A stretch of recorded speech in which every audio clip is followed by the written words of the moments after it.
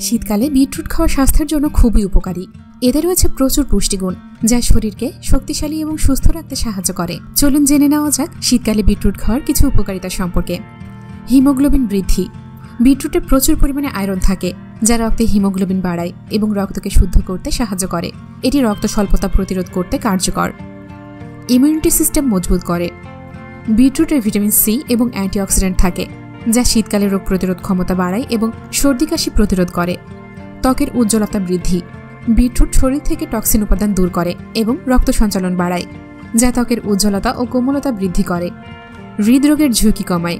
বিটরুটে nitrate থাকে যা রক্তচাপ নিয়ন্ত্রণ করে এবং হৃৎপিণ্ডকে সুস্থ রাখে। হজমে সহায়তা। বিটরুটে রয়েছে ফাইবার যা হজম শক্তির উন্নতি করে এবং কোষ্ঠকাঠিন্য দূর করতে সাহায্য করে।